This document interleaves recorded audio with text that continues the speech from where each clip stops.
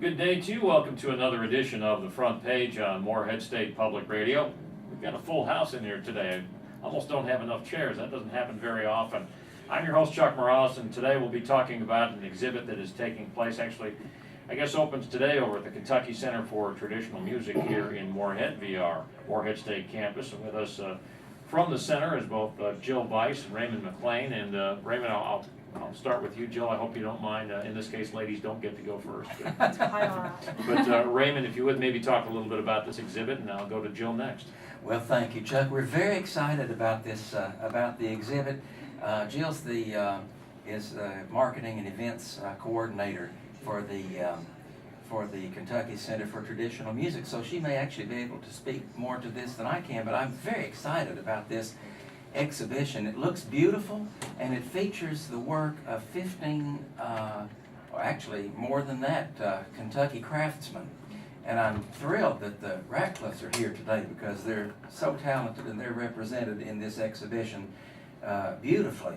But when you come in, you're struck with the handiwork of so many of these marvelous Kentucky luthiers. And of course, music is so much a part of life here in the Bluegrass State.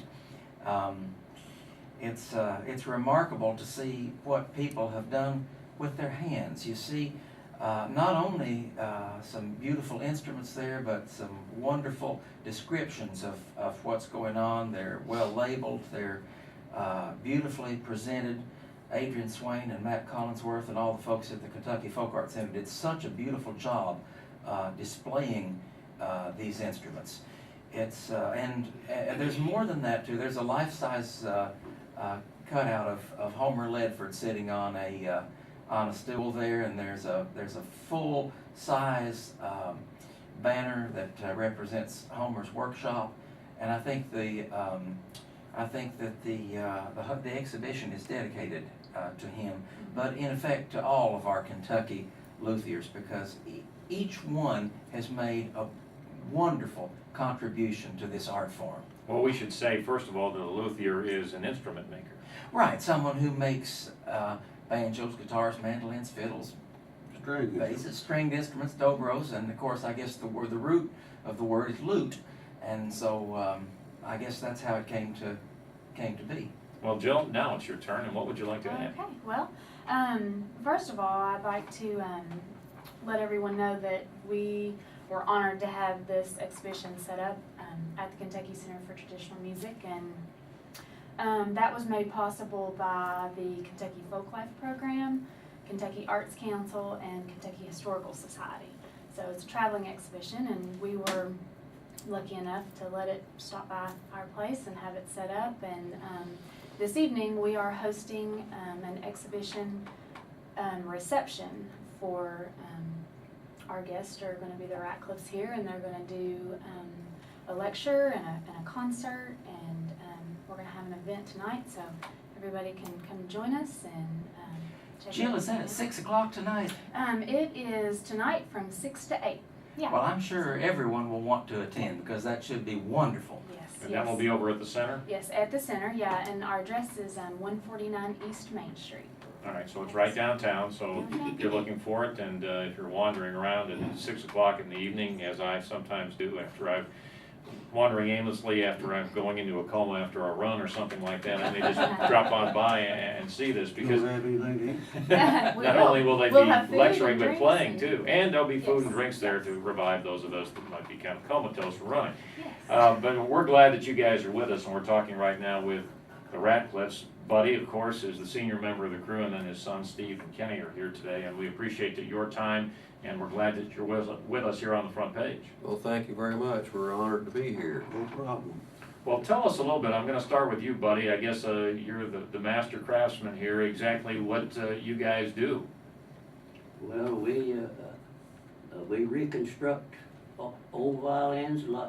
That's mostly our job. Me and Steve here, we got a shop that we work and do all kinds of violin work.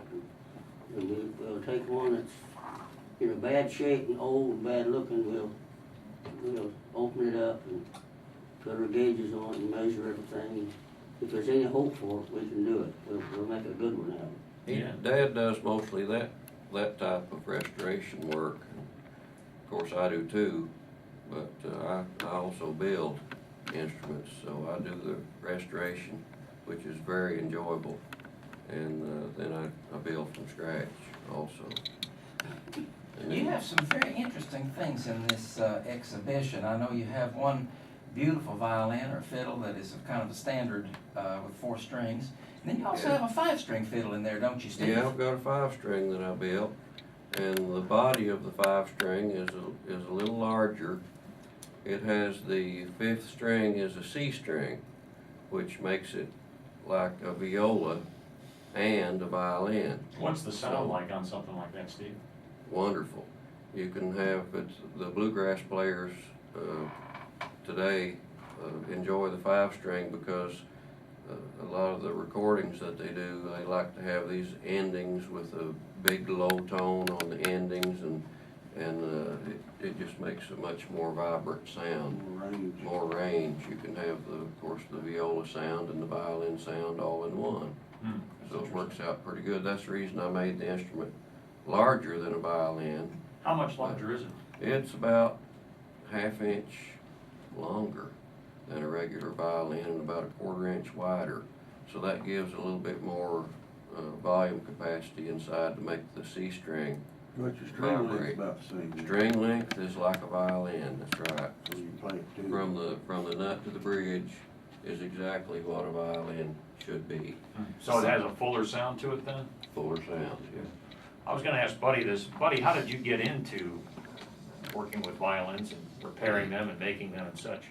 Well, when I was a young man, back in Floyd County, where we're from, I had a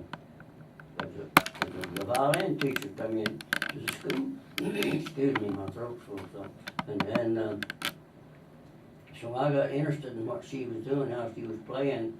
I wanted to do that too, you know, so